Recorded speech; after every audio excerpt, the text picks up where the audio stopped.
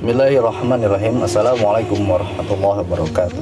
Innal hamdalillah nahmadu wa nasta'inu wa nastaghfiruh wa na'udzu billahi min syururi anfusina wa min sayyiati a'malina may yahdihillahu fala mudhillalah wa may yudlil fala hadiyalah. Asyhadu an la ilaha illallah wa asyhadu anna Muhammadan abduhu wa rasuluh alladzi la rasulullah ba'da. Alhamdulillah wa rahimakumullah. Tidak semua orang bisa ada kesempatan untuk mencapai Ramadan, dan tidak semua orang juga bisa bertemu dengan Ramadan dan memanfaatkannya dengan sebaik-baiknya. Kita diberi usia oleh Allah SWT bertemu dengan Ramadan, itu artinya kita harus memanfaatkan momentum ini dengan sebaik-baiknya. Dengan cara apa? Dengan cara membina diri kita, meningkatkan keimanan, meningkatkan ketakwaan, dan juga meningkatkan ibadah. Ibadah itu sangat banyak, ibadah wajib, ibadah sunnah. Ibadah wajib jelas harus lebih dikiat-kiatkan lagi, ibadah sunnahnya harus ditambah. Contoh, membaca Al-Quran. Membaca Al-Quran yang sebelum Ramadan 1 juz 1 hari misalnya, ini ditambah jadi 2 juz minimal, bisa 3 juz, bisa 5 juz, dan seterusnya. Kalaupun kita banyak aktivitas, banyak kesibukan, itu bisa dibagi-bagi. Habis subuh berapa lembar, pagi-pagi, siangnya rehat saat duhur atau saat asar. Dan bagus itu kalau kita itu sebelum maghrib, dari jam 5 atau setengah 6 sudah persiapan, menunggu azan maghrib, menunggu buka itu untuk mengisi waktu itu dengan tilawah Quran misalnya. Dan juga malam harinya kita makmurkan lagi dengan kita mengikuti salat tarawih. Habis salat tarawih jangan langsung tidur, kita bisa tilawah dulu ataupun hal-hal yang positif lainnya.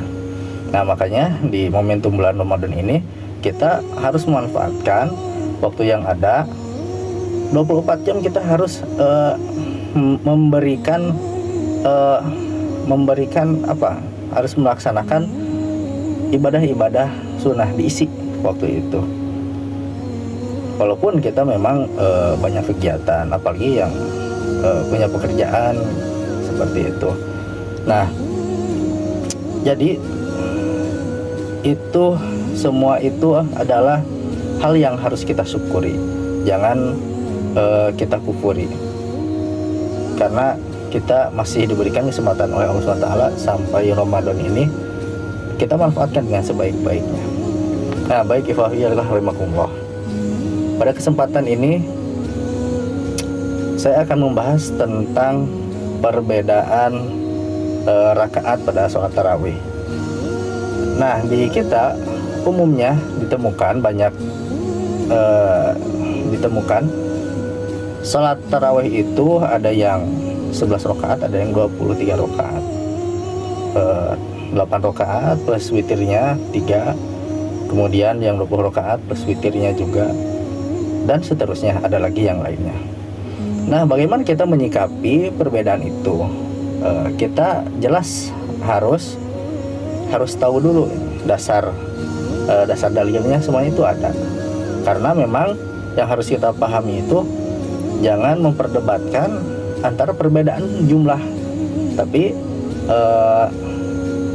kita harus tahu dulu pada dasarnya Nabi SAW tidak memberikan patokan rakaat jumlah, mau 11 mau yang 23, tidak ada patokan jumlah. Nah, maka dari itu kita harus menyikapinya dengan bijaksana. Yang bijaksana dengan cara tidak menafikan yang lain, apalagi sampai mengkafirkan. Yang 11 rakaat tidak menerima yang 23, sebaliknya yang 23 tidak menerima yang 11. Tidak seperti itu. Bahkan misal seperti ini, di suatu tempat orang sedang dalam perjalanan dan melaksanakan sholat tarawih. Nah, misal orang itu melaksanakan salat tarawih biasanya yang 8 rakaat. Nah kemudian ikut di masjid yang memang melaksanakan salat tarawihnya yang 20 rakaat, itu tidak apa-apa, ikut saja. Begitu juga sebaliknya. Nah yang harus kita garis bawahi adalah, yang harus kita perhatikan bukan masalah jumlahnya, tapi hal yang harus diperhatikan adalah pelaksanaannya. Nah pelaksanaannya pada sholat tarawih ini harus harus ada dampak kepada diri kita. Dampaknya bagaimana? Dampaknya misalkan timbulnya ketenangan kepada jiwa, kenyamanan kepada ruh, dan kepada pikiran juga harus nyaman, harus tenang, harus mendapatkan itu. Nah itu sebetulnya disebut dengan sifat sholatnya. Kalau dalam bahasa Arab itu disebutnya dengan tarwihah, asal dari kata rohatun, dari asal kata ruh. Jadi itu menimbulkan ketenangan. Nah kalau dijamakkan tarwihatun itu menjadi tarawih. Tarawih itu adalah nama sifat sholatnya. Nama sifat sholatnya, bukan nama sholatnya. Karena pada zaman Nabi tidak ada istilah tarawih. Yang ada adalah qiyam atau qiyamul lail. Nah dari situ kita harus perhatikan dalam pelaksanaannya harus menimbulkan ketenangan, harus menimbulkan kenyamanan pada jiwa kita, pada ruh kita, pada pikiran kita. Nah pelaksanaannya harus dengan tenang, tidak terburu-buru. Rukun sholatnya harus terpenuhi, ya jelas itu rukun sholatnya harus terpenuhi. Pada intinya kita harus sama-sama saling menghargai, saling menghormati, karena itu semua baik yang 8 rakaat maupun yang 20 rakaat itu ada dasar dalilnya.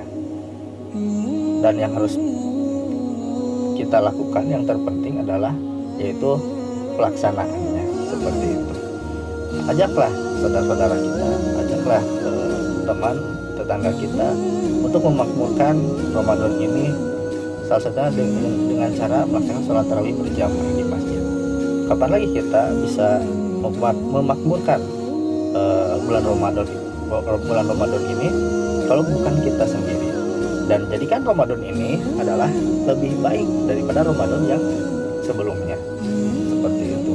Dan untuk anak-anak, mari kita sama-sama untuk berjuang memperbaiki diri, belajar untuk menambah lagi ibadah-ibadah di bulan Ramadan ini. Dan untuk remaja, sama belajar untuk meningkatkan ketakwaan, keimanan, dan juga perbanyaklah berdoa, karena momentum bulan Ramadan ini adalah salah satunya panjatkan doa, karena doa di pada bulan Ramadan insya Allah banyak terkabul. Dan kemudian bagi orang yang sudah berkeluarga ataupun yang dewasa, sama ini momentum untuk lebih meningkatkan lagi ibadah-ibadahnya, meningkatkan lagi iman ketakwaannya.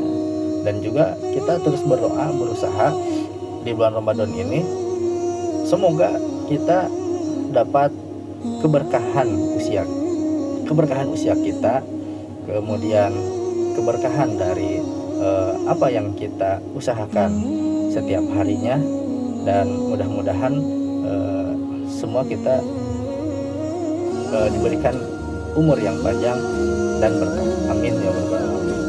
Rabbana hab lana min azwajina wa dhurriyyatina qurrata a'yun waj'alna lil muttaqina imama. Rabbana atina min ladunka rahmatan wa hayyi lana min amrina rasyada. Rabbana atina fid dunya hasanah wa fil akhirati hasanah wa qina adzabannar.